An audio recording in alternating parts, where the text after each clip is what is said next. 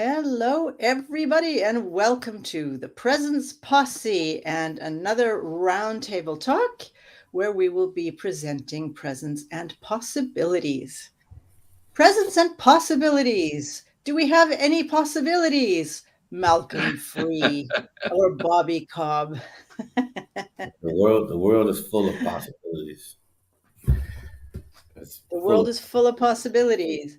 oh Tell yeah. me more. Well, I mean, we live in a land of abundance, so there's possibilities everywhere to your left, right, middle. Wherever you look, there's a possibility of something, right? It's where you direct your attention to that highlights the possibilities that may benefit your life. So possibilities are always there. They're like opportunities. They're always present. It's just what are you open to receive? Oh, that's a good question. What are you open to receive? That kind of goes hand in hand with possibilities and being present to possibilities. What do you think, Bobby? Yeah, I agree. I can come at it from a little bit of a different angle. I think the presence part of it, as we get present, as we get in tune and aligned and accept what is unfolding, we are kind of what Malcolm sort of dovetailing into what Malcolm said was we are less locked into a specific life view. We kind of pull the goggles off a little bit and see life as it is. And when we do that, we recognize that we are really standing on the edge of the field of all possibilities. That there are an infinite number of things that are available to us. How about you, Wow, Miriam? What's your take? that sounds wonderful. Well, I have many takes. Uh, I'm actually, when I was younger, especially, I used to be the kind of person that said, I can't. That was my thing. I can't. And most of the time, I really meant I'm too scared to do that. But I didn't go there. I just would go to I can't, or something wasn't possible. And it was basically that I didn't know how. I didn't know how to do something and not be scared. I didn't know how to do something and not see a negative outcome, a catastrophe or whatever. My mother used to say, God rest her soul, she used to say, don't do that or you'll break your neck. Okay. That's, you know, Thanks, Mom. that was, yeah. That was her way of saying that she, sorry, that she is afraid that something bad would happen. So she had an I can't, or you can't, or you shouldn't, or that kind of thing in her, and kind of passed that down in a sort of direct or indirect way. And I was readily willing, unconsciously, to adopt that. I can't, I shouldn't, I better not.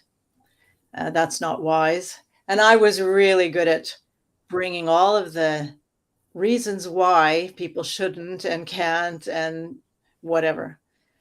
And as I got older, I got wiser, thank goodness, and got more present, thank goodness, and realized actually the weird thing was sort of juxtaposed to that. I was considered a person who saw possibilities in everything. It just was, it depended on what it was. So I guess it wasn't everything, but now it's pretty much everything because there's always something that's possible.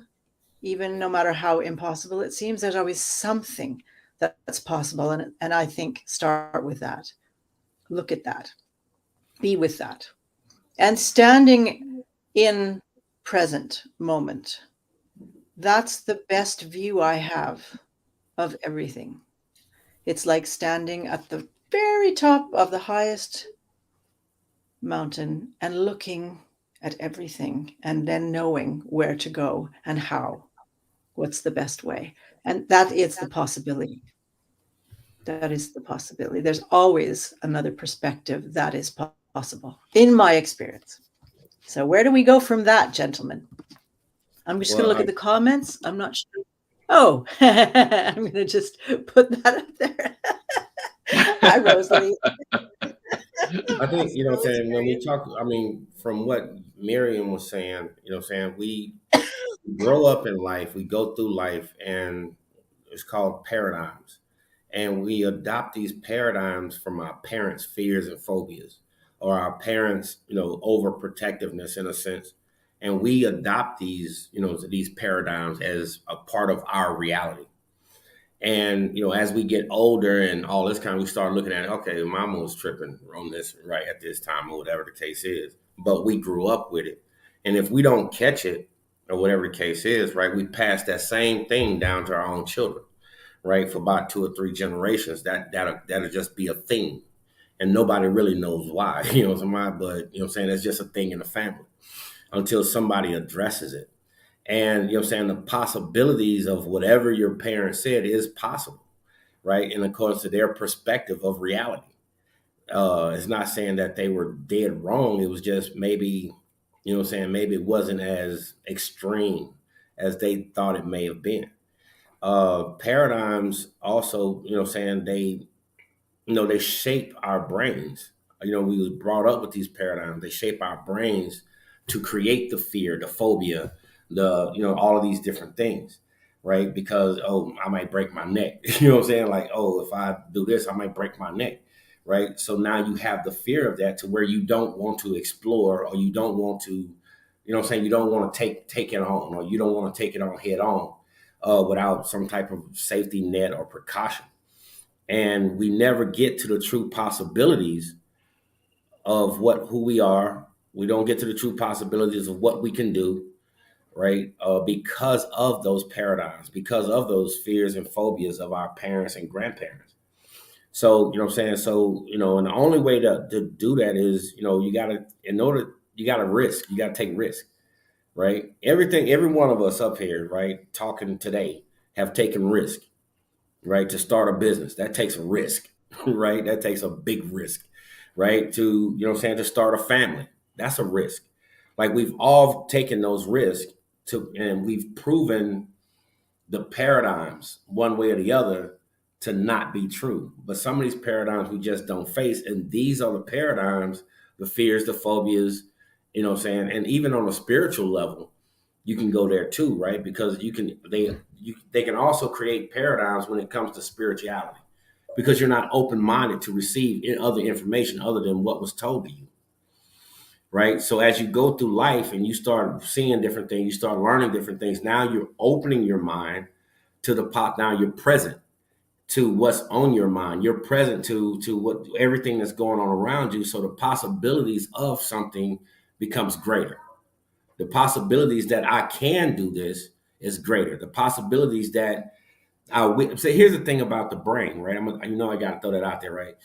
You understand, when the brain hears certain words, it acts differently, right? When the brain hears certain words, when it hears factual information, the brain process, it lights up. Pop, pop, pop, pop, all different parts of your brain starts to light up off of factual information. But if you say the words such as I might, we may, right? The brain doesn't it processes it totally different. It actually processes it more as, an emotional type of thing than a factual type of thing. It actually processes it in the emotional, majority in the emotional part of the brain than it does in the what we call the intellectual part of the brain. But factual information processes throughout, right? The intellectual part of the brain, the emotional part of the brain, because it takes all of your emotions. It takes emotions, it takes intelligence, it even takes your primitive brain, right, to process what is factual, right? Because the brain is like, oh God, that's good. It's just sucking it up, right? And it's lighting up all different parts of the brain. But when you say I might, we may, those types of things, it doesn't light up like a Christmas tree. It lights up, but it only lights up certain parts of the brain. So that just goes to show that, and it's all according to your perspective of reality, right? Because somebody could tell you something factual, but in your perspective, your perspective, right? It's not a part of your reality. So therefore, your brain processes it differently. until you accept it as a part of your reality. Now the brain starts to process. Now, you know what I'm saying, it leaves basically your right side of the brain, and it starts to process on this left side of the brain where math, logic, all of those things. Now it starts to process it here as reality. So when you go about your life, right, it processes that information and starts to connect to other information in your brain, especially the right side of your brain where your imagination and all that flows, to make a reality for you. So to be present in possibilities, right, is, to me, is being present in your paradigms also, right? What could and could not be happening because of what somebody else told you. Does that make sense? Yeah.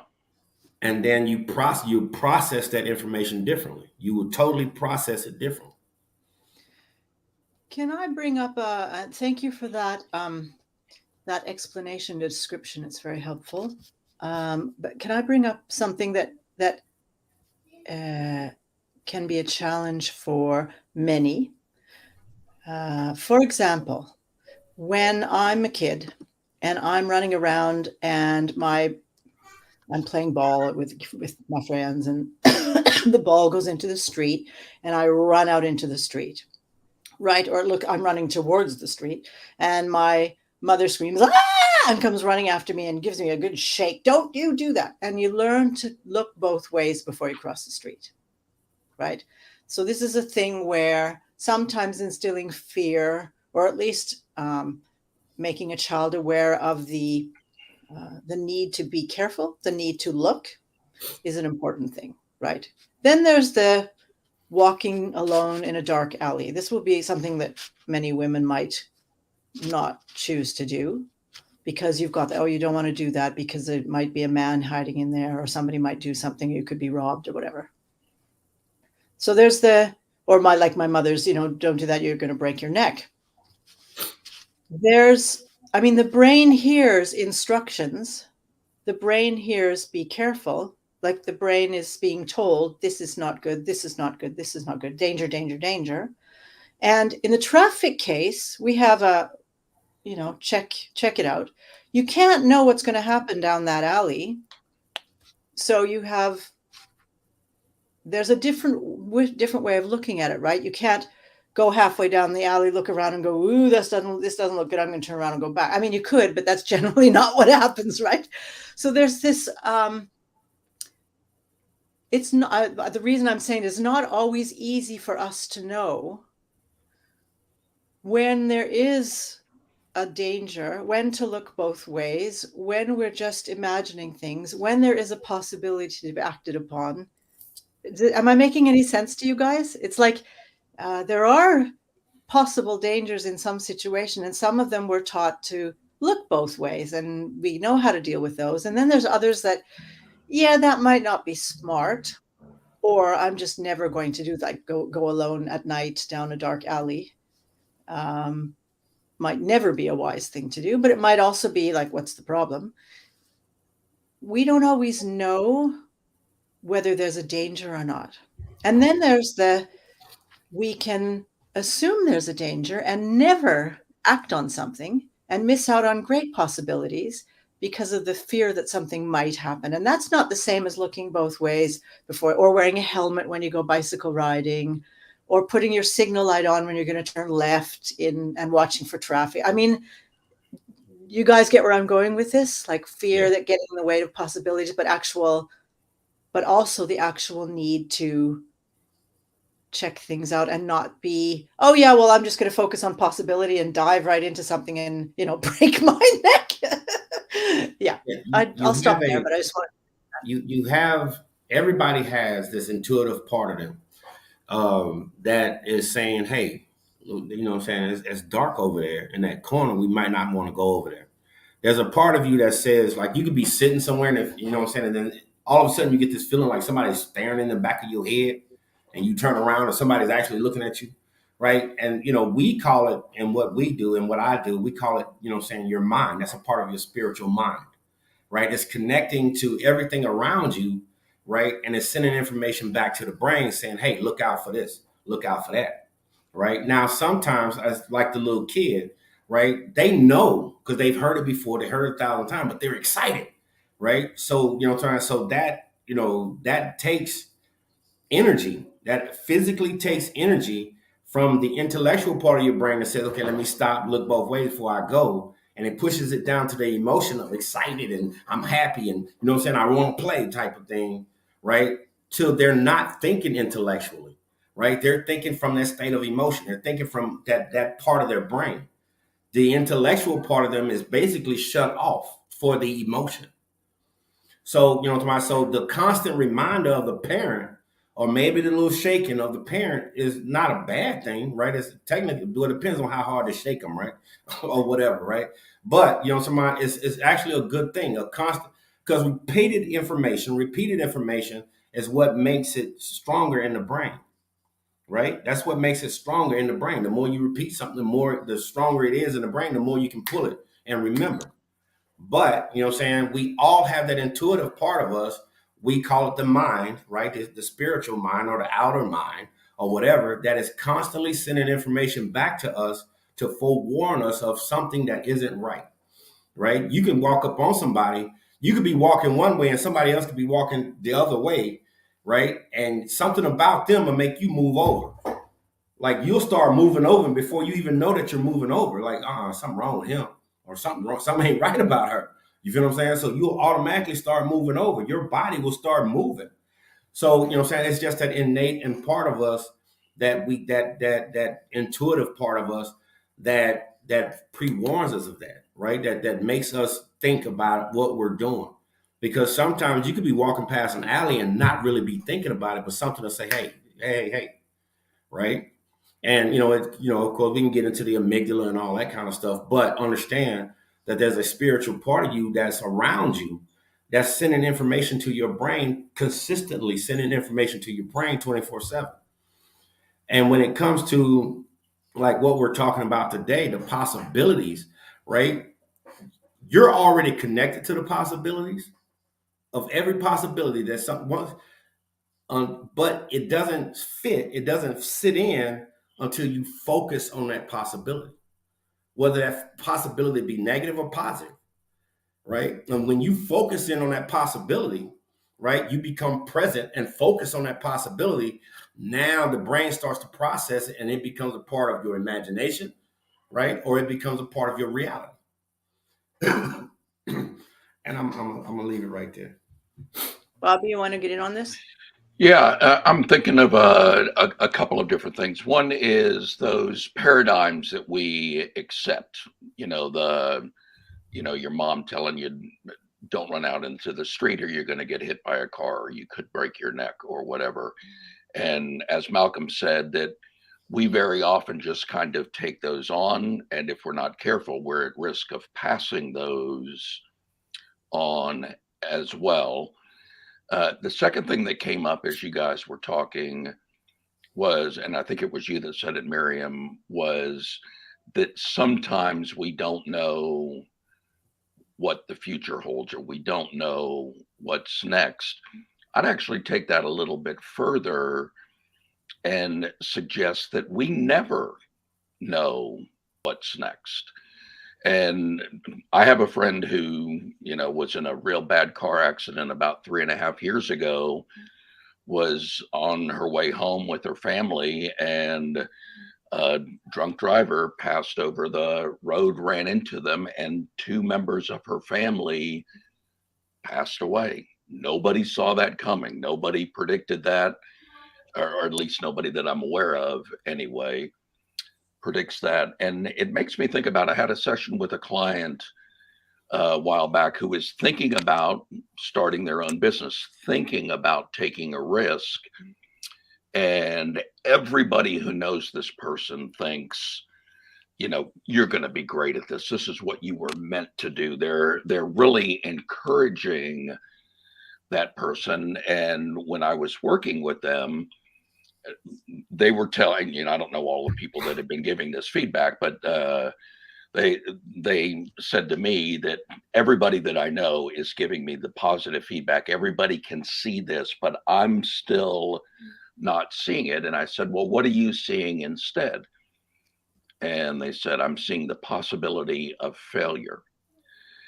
And I mean, they're starting a new business. A lot of new businesses fail. In fact, by some statistics, most new businesses fail. And I was just guided in the middle of the conversation to say to them, well, you definitely could fail. Most businesses fail. And that is a very real possibility. And now, as you think about that and consider that if you embark on this, there could be a risk associated with that. How does that feel to you? And it was a longer part of a process, but ultimately, it was as though through the process they ended up welcoming the risk into the mix and recognizing that it was, and seeing the wisdom that what Malcolm was talking about. We have this innate wisdom that's flowing through us 24/7, and exploring, well, what is that wisdom telling you? Well, I need to be prepared. I need to make sure that all of my bases are covered. I need to make sure that I've got my checklist and I'm doing all of the stuff that I need to be doing, and doing everything that I possibly can to increase the likelihood that the good probability is going to be the one that unfolds. But I think two things that keep coming up as we're talking about this is, one is the next moment is uncertain. I have plans of what I'm going to do later today. It's still in the morning for me where I'm located, and I've got ideas of what I'm going to do. Part of that is dependent on the weather. I'm planning on going on a hike later today, but there's rain in the forecast. Forecast is often wrong. So, it's just a matter of sitting there saying, okay, well, I don't know that I'm going hiking, or I may decide to go hiking in the rain if the rain is not all that bad. As we welcome those, as we welcome the uncertainty in our life and recognize that we are certain here in the present moment, I think a lot more possibilities begin to open up.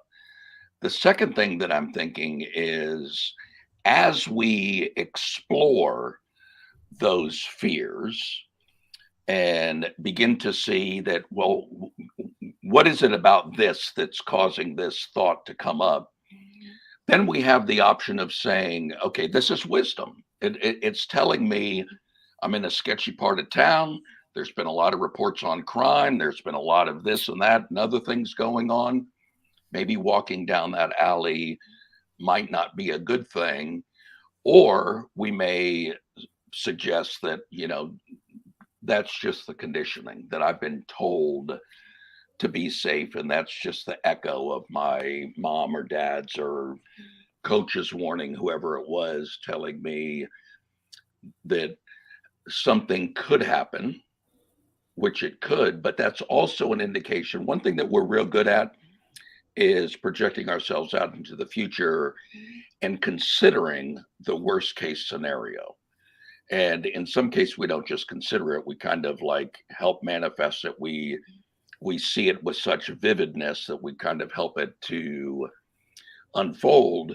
But that can also be a trigger for us to let us know that we're not being present in the moment, and to come back to the here and now and just look at everything that's out there and be aware of those things, be aware of those warnings that we've gotten in the past, but not necessarily 100% buy into that. Just consider them and say, okay, does this make sense here?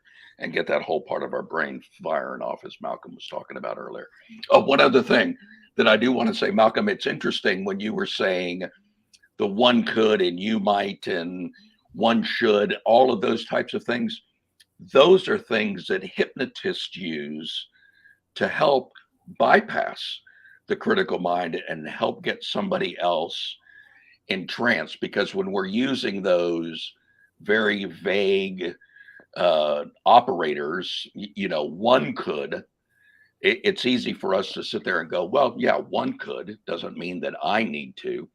But it is an interesting little technique that, from your point of view, you're saying we're not engaging our complete rational mind and our complete logic, and we're not lighting up our brain the way we want to. And the hypnotists are saying, that's right, we're not doing that. We're bypassing all of that so we can get into the subconscious. So I just thought that was interesting as well. That's very cool. And thank you for that explanation, because the people who know or don't know that you are a hypnotist, they will understand a little bit more by what you've said. Hypnotic hand gestures. Yeah. I'm going to, that one that we're all supposed to, all the comic books and all that. I'm going to bring in, go back to the idea of crossing the street and looking both ways before we cross the street. It's at some point as we get older, and some people start doing this when they're quite young, and some people take a long time to start doing it, is sort of using their critical thinking. Many of us are taught to not use our critical thinking because it's dangerous. And then we regain that ability. When it comes to crossing the street and looking both ways before we cross the street, I was just in Ireland, and they drive on the opposite side of the road to what I'm used to. So my automatic look both ways before you cross the street was the wrong way. And if I wasn't careful, if I would look, for example, to the right, and the cars are driving from the left, what I normally know to be a helpful tool was not at all a helpful tool, because if I'd have seen that there's no traffic, walked into the street, a car would have hit me. Could have hit me, that was coming that I didn't see, because I was looking in the wrong direction. I was looking according to the traffic the way I'm used to it, and not the way they drive in Ireland. So that's one thing, that it's kind of like what we're conditioned to do and what we're present to do are different things, can be different things. So looking both ways before we cross the street, I also noticed that you look at the light and the light turns green, and it's still look, and then walk across the street, for example, or not, you just look both ways. And I noticed that Irish people didn't really care whether there were lights or no lights. They just cross the street when there's enough time to get across the street. There's that sort of, I don't have to follow the rule. I don't have to be that careful as I had to be maybe when I was 3, 4, 5, whatever, or school crossing, when the people stood with a sign, stop, and then let the school kids go by. There's sort of a development of being present and knowing that I have responsibility, and I'm able to take care of myself and make decisions based on what I'm taking in around me.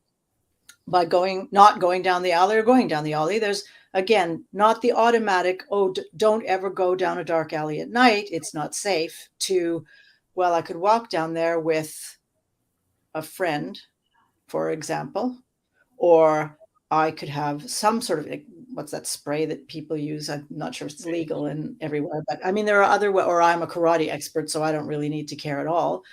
There are this sort of being present to who I am also. Like, I'm not going to get into an argument with Fred about the true self or anything right now, but it's who I am in this moment, facing this particular situation, and how I deal with that. So it's like, okay, I might have a dark alley in front of me. What are my possibilities? It doesn't mean I can't go down there. It may not be wise to go down there. What's another way I can do it? Is there a safer way to do it, or a place or a way that I feel safe doing? Or how do I take better care of myself? It can be a completely different question that I ask myself. Is it safe to go down there? That might not be the best question. Is that, how can I feel safe? How can I take best care of myself when going down this alley, for example, or when crossing the street? So it's being present to who I am in this moment, and also whatever the challenge is. I thought I'd just bring that. And as far as sort of knowing what's going to come in the next moment, the reason I say sometimes, generally we don't know what's going to come in the future. Malcolm, you'd mentioned it a little bit earlier on, actually quite early on, about that idea of almost like a premonition, where something in a situation has you going and you don't really know why. I mean, there are other reasons for that, and they could be upbringing as well. It's like, okay, if you look at a person who's dressed like that, you should be careful, for example. So that could be a sign of conditioning, but it can also be sort of this, we pick up on things. So we don't know necessarily what's going to happen, but I have had situations where I've gotten what can be considered to be a premonition, a very clear premonition of do this or don't do that. And then doing that or not. And then whatever I needed to learn, if I didn't do what my gut was telling me to do, then something went boom or whatever. So we don't necessarily know what's going to happen. We can have a feeling sometimes of what might happen, and staying present to that may also guide us and lead us in the in a right direction, meaning a direction that is not detrimental to our health and our life situation. I just wanted to mention that I do agree with you, Bobby, that we don't know. Right. I've, you know, what I'm saying, I've had events where, you know, what I'm saying, I planned the flight. I prepared, you know, what I'm saying, my entrance. I prepared what I was going to say. I prepared my exit. You know what I'm saying? I prepared, you know what I'm saying, the afterwards. I prepared on my way home, and none of it went that way, right? Because, you know what I'm saying, because we really don't know what's going to happen, right? The flight got delayed, so I got on later on the stage, and when I got there, the crowd, you know, I basically try to feel the crowd before I start speaking or whatever. And even though I have something to talk about, right, if I feel the crowd needs something, or, you know what I'm saying, or they're a certain type of crowd, then I have to change my strategy in a sense, right?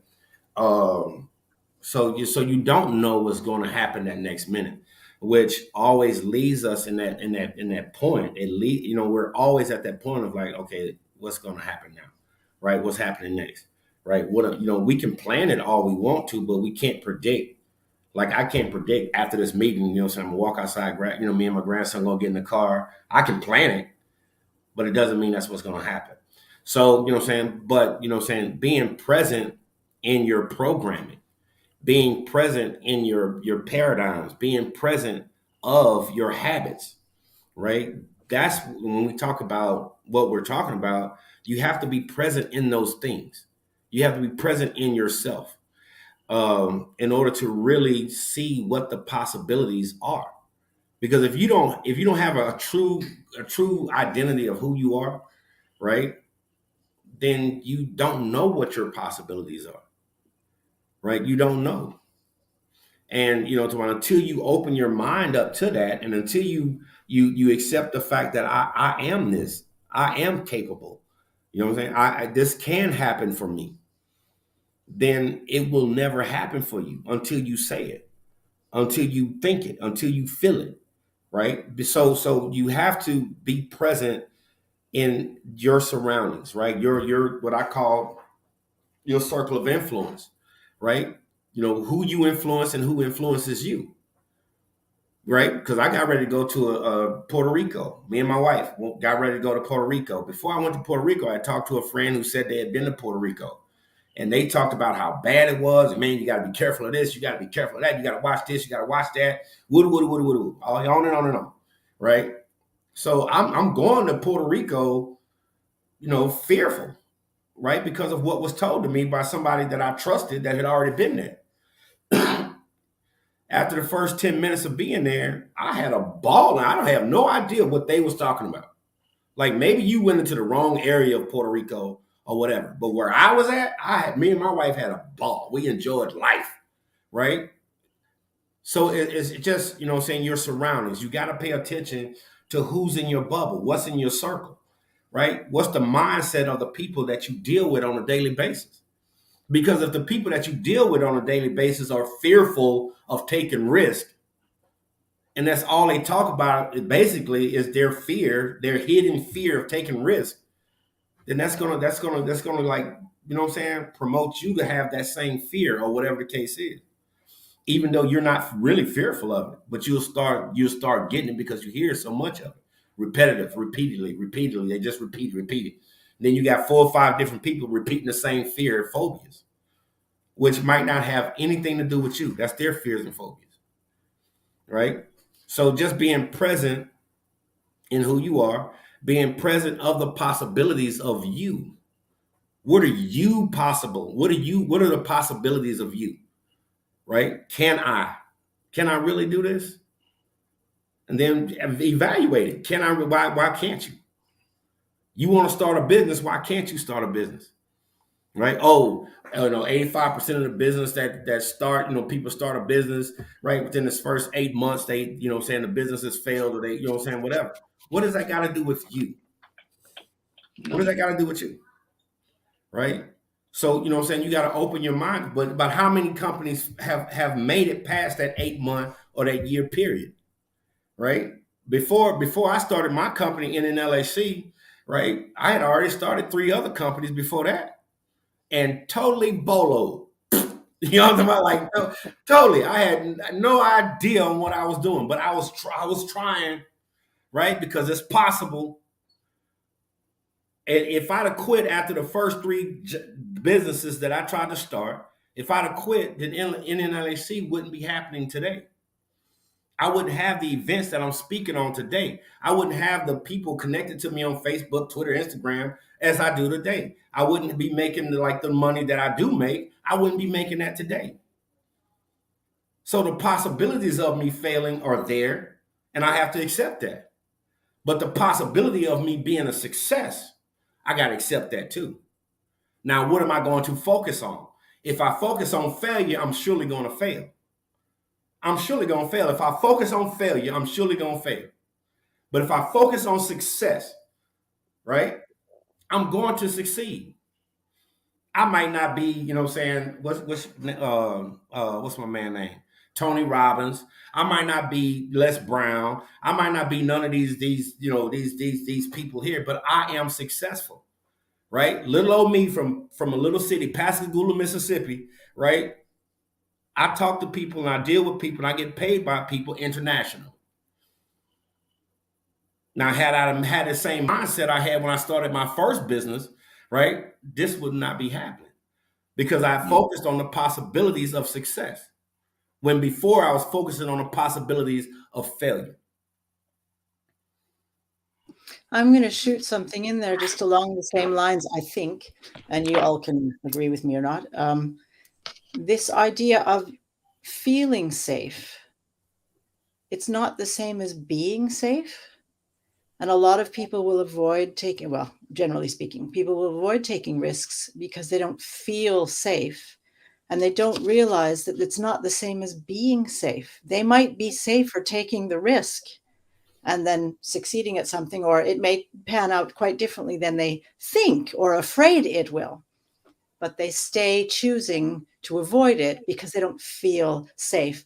But that is counterproductive because a risk will generally never feel safe because it's a risk. Right. So, yeah. And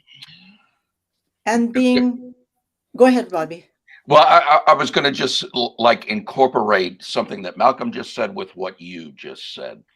And, the idea that life is what you focus on. If you focus on the possibilities, and you're going to see a lot more possibilities. If you focus on the risk, then you'll only see the risk. And that may move you into paralysis.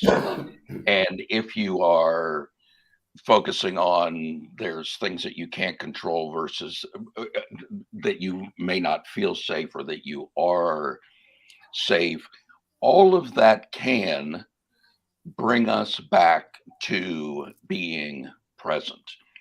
And when we are safe, but we don't feel safe, then that's a pretty good indication that we're probably time traveling out into the future and we're unfolding some imaginary, because we're imagining it, not saying that it couldn't happen, but imaginary from the standpoint that it's not happening right now.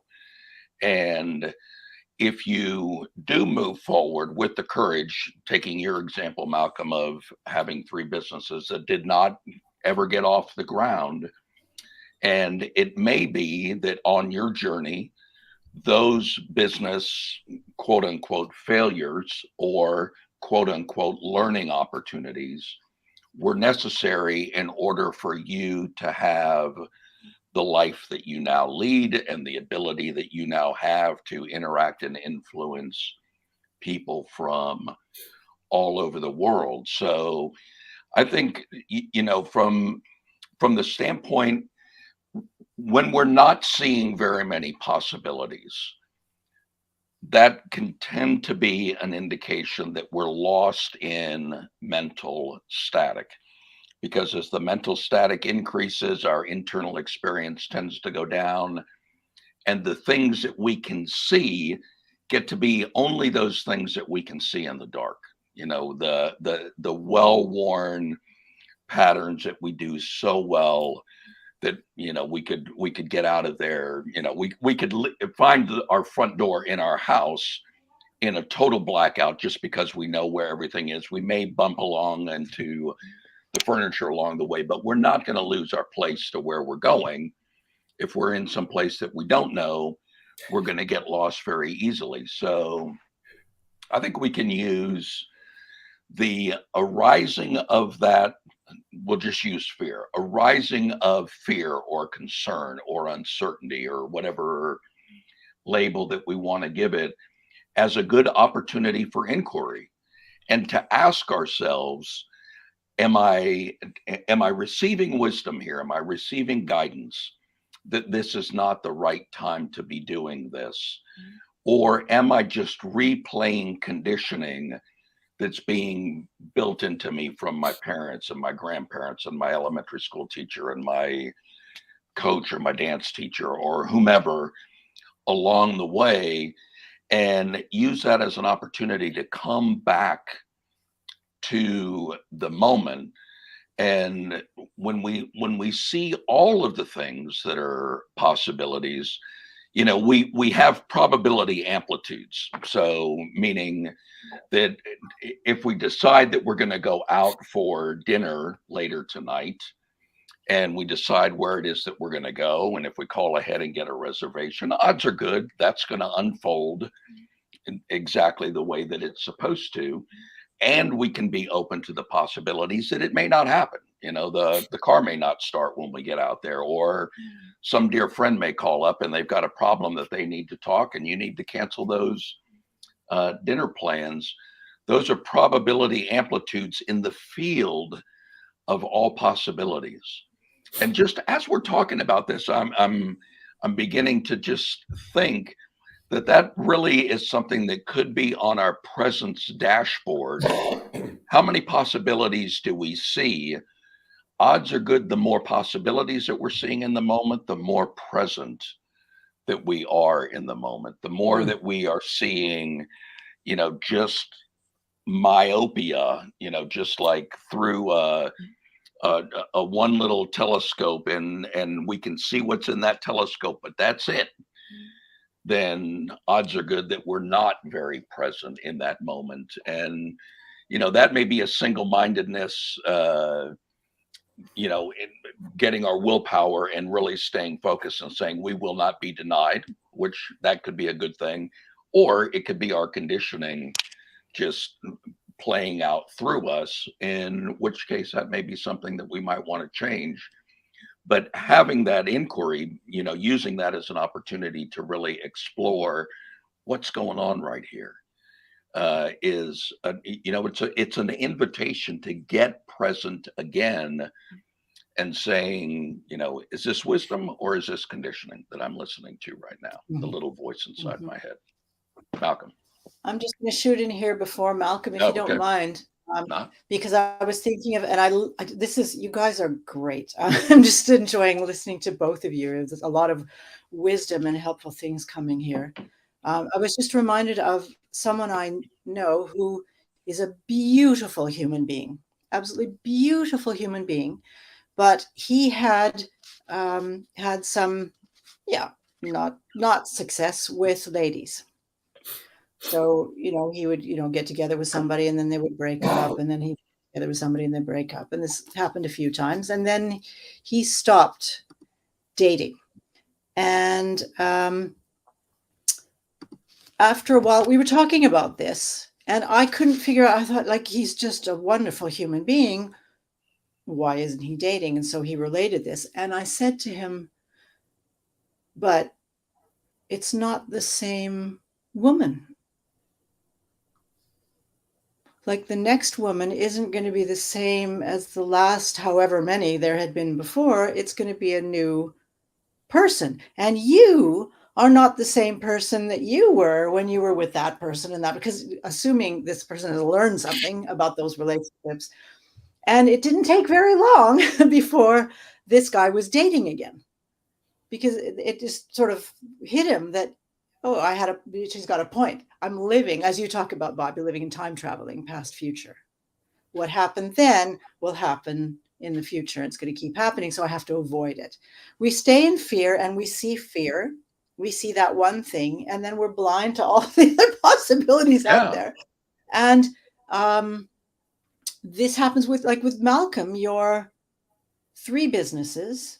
Each business is not the same business, and you're not the same person. And sooner or later, I mean, we can never know, but the idea is you've learned something each time. You have also grown as a person each time. The business that you're starting is not the same business. It's not the same group of people you are focusing on. It might not be the same, whatever. And you have skills that you didn't have. So when we get stuck in the past and future, we don't actually see that it's not the same as what was. It's right now, and that's completely different. Hopefully, anyway. Please go ahead, Malcolm. I just wanted to mention that. Yeah, here's the thing, man, about, is information, right? It's the information that you put around you. It's the information that you read and research. It's the information from the people that you are surrounding yourself with, that right, that gets you past the paradigm or past the fear or phobia, right? It's the information, right? Like when you start a business, if you only information you read is, oh, 85% of the business failed in the first year, right? And you know what I'm saying, this person had a business and they didn't make it past the first year. And oh, I had a business and right, I lost so much money and da da da da, right? If that's the information that you're inputting, that's the information that you're accepting, right? Then that's going to create a picture in your imagination, which connects to your emotions, right? To make your perception of starting a business difficult. But if you take that information and you say, okay, whatever, and you go find positive information, positive people speaking positive about business, right? Yeah, they might tell you, yeah, it took me 7 years to really get this thing going, right? To get it to where it's at right now. But I was able to do that because I had to learn. It's things I had to learn, right? So, what I'm talking about? So, it's about the information that you take in, that you accept, right? Not saying that all this other stuff all this negative stuff is not, what I'm saying, possible. It is possible. You feel what I'm saying? But that might not be possible for me because I don't, what I'm saying, because I don't accept that as a part of my reality. And that's what people got to understand, right? It's what you accept as your reality. It's what you accept that triggers your emotions. It triggers how you think, act, and respond to everything else in your life, right? So you have to, and that's I'm gonna get off of that, but that was the one thing I want to talk about. The second thing I want to talk about is, when you're doing something in life and you're trying to, get these possibilities and you're in pursuit of these possibilities, right? When Bobby said, you all the lights off in the house, it's pitch dark, right? And you know how to get to that door. If something happens, you know how to get to that door. You're gonna get to that door, right? And you might just be trying to get to the kitchen. But sometimes, right? Sometimes you got little grandkids and stuff that leave stuff on the floor that ain't supposed to be there, right? So you thinking you got the path, right? You know the path, you know the route. But hey, this thing that was on this floor, you done stubbed your toe on it, right? So now you start processing information like, what else could be in front of me? What else did they leave out? Now you walking through this area that you walking through it scarcely because now you can't see, right? So you got to get over that little pain first in your toe. You got to try to deal with that first. Don't get totally discombobulated with the toe, right? And just, maybe slow down a little bit, but keep moving towards the destination, right? And it's the same thing when it comes to business, when it comes to coaching, when it comes to all these other possibilities in your life, right? You don't have to go running 100 miles an hour trying to get there. It'll be there, right? Slow down a little bit. Take some time. Make sure. And when you find yourself, and I say this 1,000 times, I don't know, probably know I say it about 50 times a week, right? Is, pump your brakes a little bit. Just pump them a little bit, right? Evaluate where you're headed. Don't focus on what's in front of you, right? Focus on where you're going. What are you working for? What are you working for? What are you working to get to? What's that picture look like? What does that picture look like? Right? And a lot of people call it the end goal, but it's not really the end goal. It's just your destination for now. Right? Because once you get to that destination, you got to create another destination. Right? You got to keep evolving. You can't get to that destination and sit there and stop. You got to keep evolving. So what's the next destination? Right? And once you get to that destination, you figure some things out. You make some improvement in self-improvement, right? Because as you came about this journey to get to there, right, you had to learn some things about yourself. Because if you don't learn something about yourself in this journey, you can't help anybody outside of you. You can't help them outside of you. You lying. So you gotta go through this process and understand it's a process of you. It's a process of you. So once you understand that it's a process of you, when you start a business, whatever, it starts to go down or whatever, you're not making the money you made last month or the month before that. People aren't calling your phone or whatever the case is. You don't panic. You don't think that, oh my God, I need to start another business, right? You start looking around at self and say, okay, what do I need to learn? What do I need to learn? What do I need to add? What do I need to accept as my reality? What do I need to apply to get this to go back up the hill, to get back to where I was and beyond? So, and I say all of that to say this, right? The possibilities of where you're going and what you're trying to do is based on the information that you accept as your reality. It's based on, it ain't my possibilities have nothing to do with Miriam. Even though Miriam and I are on the same show, me and Bobby, we're on the same show. My possibilities are not limited to Miriam. My possibilities are not limited to Bobby. If I'm intelligent and I'm smart enough, right, whatever possibilities Miriam has to offer me, Bobby has to offer me, I open the window of opportunity up for that so that I can be more, be better, and maybe, connect to a bigger crowd, a different crowd, a bigger crowd of people.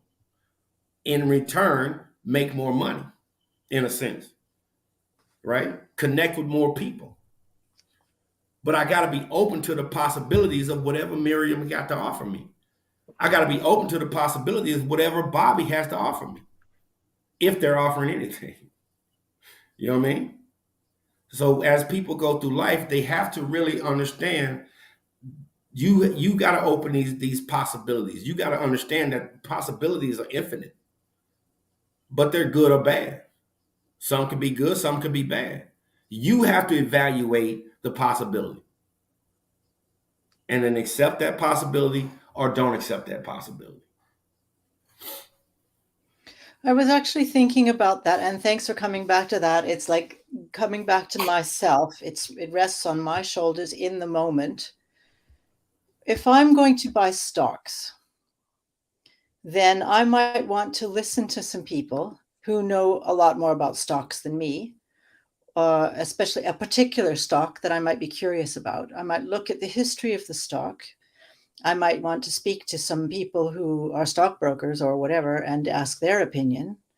And some of them may say, oh yeah, you got to buy this stock. It's great. Others might say, don't do it. It's a bad time, whatever.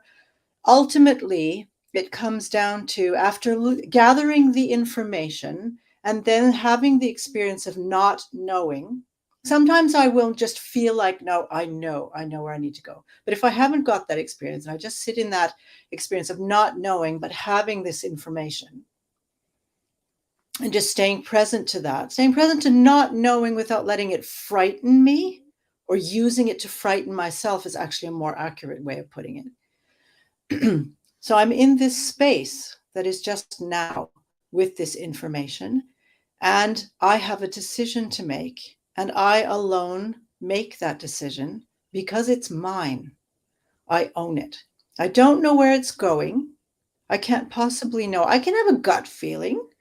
I may have an intuition about it, or something might be, and even could get great advice about, yeah, buy this stock, it's going whoosh, and I do, and it goes right. And some people, doing cryptocurrencies and things like that can get really good advice and get really bad advice. Sooner or later, I just have to make a decision.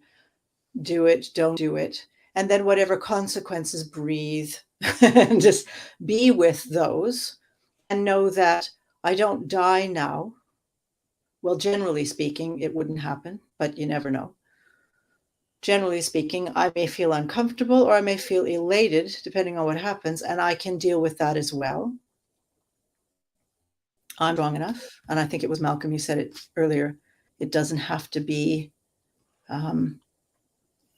it doesn't have to destroy me. It's just whatever happens, I can deal with it.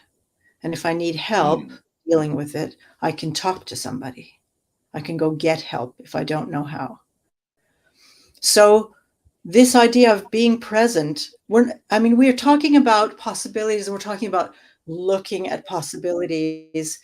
And I was sitting thinking about, well, where's the presence in that? The presence for me anyway is, looking, taking the information in, allowing it in my body, my system, and being in the moment, and whatever unfolds from that, and then whatever action I take from that. It doesn't mean I'm living in the future, I've got this possibility, and I'm not being present to what's going on, like I'm not looking both ways when I cross the street because I said it was no danger, nobody's ever there, you can just run. It's just, that's up to me to make that decision ultimately. So I just wanted to mention that. Bobby, you want to get in here?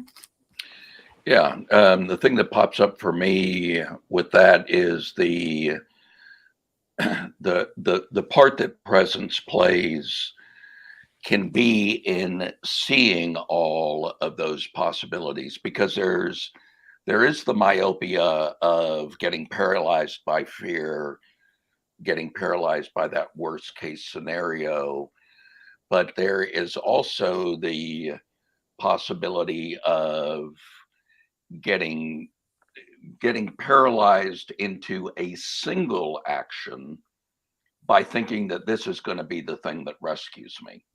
I've got a friend who's big into cryptocurrency, and he was trying to get, some money when it was cheap, and he finally got money, but it was when it was high.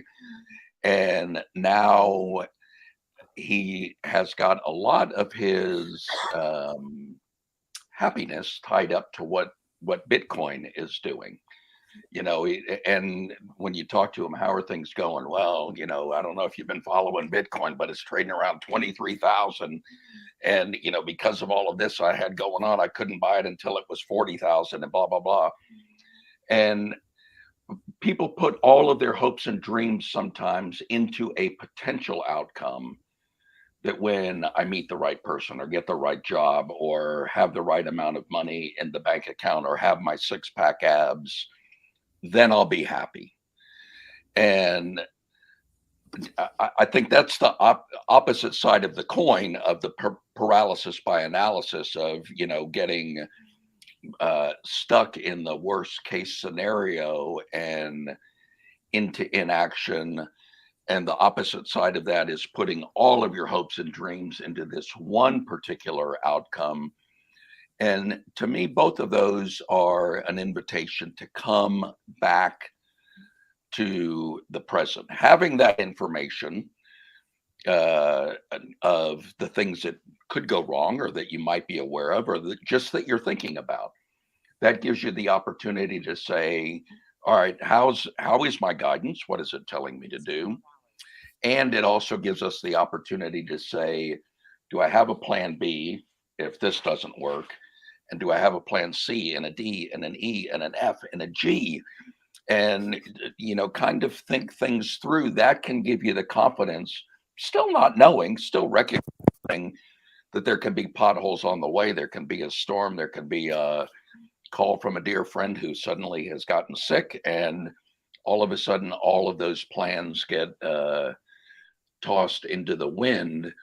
But coming back to the present moment and being able to see all of the possibilities that are out there, I think gives you more clarity to when you're following Malcolm's thing of recognizing, I've got a dream. This is the direction that I'm moving in right now. I don't have all of my happiness eggs tied up in that one basket. That's just the destination that I'm going to right now. And there may be lessons that I learn along the way. We get to the point, I think I may have shared this story before, but I had a client who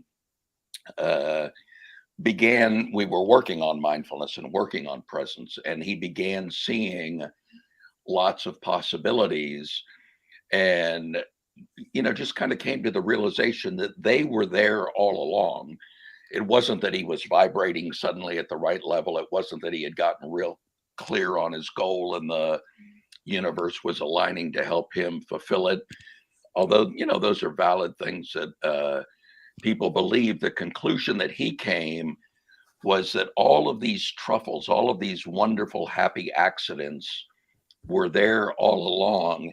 He just had such tunnel vision because in his case, he was paralyzed. It was paralysis by analysis, that he wasn't seeing all of the gifts that were happening along the way. So I would just extend the invitation to folks that are out there that when you've got something that's a challenge, or when you feel stuck, or when you feel like all of your hopes and dreams are tied up in this one thing, use that as an invitation to get present and to see, is this wisdom talking to me, or is this conditioning?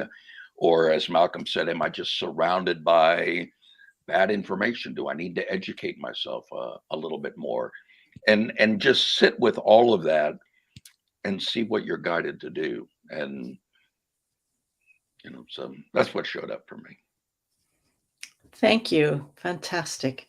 We're at the end of our hour, so I'm going to give you all a minute each or ish to say something in closing. And I'm actually going to start. I usually go at the end, but I'm going to start this time because I have a couple of thoughts in my head. Surprise! She's got a couple of thoughts in her head. When I work with people, work to supporting them to get present, I like to use questions. So I like to guide them towards getting present with themselves and their situation by asking questions. So for a person who has, as you mentioned, Bobby, this idea of I've got this one solution and I'm going to put all my eggs in that basket and it's going to work out for me. I'm going to make it big, and I know people who've done this. I'm going to be a millionaire or whatever, and it just tanks, which is a horrible situation to be in, or can be. I will ask, for example, how do you know? If this is the one, how do you know? And then if they're willing to become present, they will notice that they're not being present, that Right. they're thinking idealistically. And then the opposite, when people are in fear and they're not acting and they're stuck and they're in avoidance, I may ask them, for example, well, what do you think is going to happen? What do you think? What are you imagining is going to happen? And they may tell me, and I will keep going. And what do you think will happen in that case? And what's that going to feel like? What do you think that's going to feel like? And very often we'll get to the source of the problem, whatever problem to call it that. And then it'll suddenly dawn on them, what am I doing? I'm living in this fear of this thing that happened 40 years ago or whatever, but right now I'm fine. So I just wanted to mention that it's my way of working with people who may find becoming present challenging. Sometimes it helps to ask questions about what's going on, about what we think we know, what's really there and what's ripe. And then that will shape something new at a present moment to allow for more possibilities. As you say, Bobby, not being paralyzed, but actually the world becomes very open then if you're willing to get present. Which one of you guys would like to say something now in closing? How about you, Malcolm? Okay. Well, I mean, in closing, man, at the end of the day, it's about being present, and in you, right, and what and what you desire and what you want, and getting the information around you to support you in whatever that vision is, whether it's good health, whether it's more money, whether it's a better love relationship, whatever. Get the information around you to support what it is you're trying to achieve, right? All the other information is just information. Information is out there in abundance, right? Even information is in abundance. And there's an abundance of bad information, there's an abundance of good information. Right? So, We are working from abundance when it comes to information, no doubt. right. So just, it's what you connect to. Because what you connect, information that you connect to, right, connects to you, you know what I'm saying, your emotions. Well, no, they connect to your imagination, right? And it's backed up by the left brain with information like knowledge, what I'm saying, mathematics and whatever. So get all of that together. Now what amplifies it is your emotional connection to the information. So if all you go get is bad information and then you get emotionally connected to the bad information, you just amplified the bad information. So if you go get the information that's going to support you, that's going to show you, that's going to create this image in this right side of your brain, but it's backed up and supported, by logic and reason and all of this in your left brain, then you emotionally connect to it. Now you're amplifying and raising your vibrational energy, so that you can get up, so that you will get up and do the things necessary for you to achieve whatever that is. Thank you. Bobby? Yeah, so in closing, I would like to talk a little bit about the Presence Posse. This is our 61st episode. Yeah, pretty cool. And we originally started off as 8. We're now 6 for scheduling and professional purposes had to step away, at least for the time being. But until last week, when Jan and Miriam were together, we've never met each other in person. And we came together in a group about social marketing and how to get the word out. And we just all really connected together. We started to record these shows. We've been doing it since May of last year. And this is our 61st, as I said. And we recently have launched an official podcast. We've been calling this a podcast, but really we're just broadcasting it to our Facebook page. But if you are interested in this subject, if you're interested in podcasts, we are now on Apple iTunes, or Apple Podcasts, I guess is what it's called now. We're on Google Play, we're on Audible, we're on Stitcher, we're on Spotify, we're on YouTube. We're soon going to be on Rumble. And so if you, regardless of how you like to consume this information, if you want to watch it as a show, we're on YouTube and Rumble. If you prefer to listen to it while you're doing other things, we're on whatever your local podcatcher is that's out there. So regardless of when you're seeing this, know that we've got the Presence Posse Presents podcast. You'll notice it from that little scene that you see at the beginning for the first 5 seconds when we start with the 4 horsemen that Malcolm created for us. The Presence Posse up there in the right-hand corner of the thing, that is our logo. And so if you like it, check it out. And we've got 60 episodes on just about everything. There you go. Now you're nailing it. Did you get confused, Bob, because I put it up in there? And Malcolm, I put it up in there. Thank you very much, Bobby. Beautiful. And the Presence Posse. We are very grateful to you for all the work you've done in making this a reality on Apple Podcasts and all of these other platforms. And we look forward to seeing all of y'all who have been watching and who love the Presence Posse. And we'll be looking forward to seeing you in our podcast audience and our vlog audience. I guess that's what they call it. And for now, thank you all for being with us today. And thank you, Malcolm, and thank you, Bobby, for being on the panel today. And next week, the Presence Posse will be back, same time, same place, with yet another topic about presence and something or other. We'll let you know in our free Facebook group called the Presence Posse. See you next week, and thanks for being with us today. Bye. Bye-bye.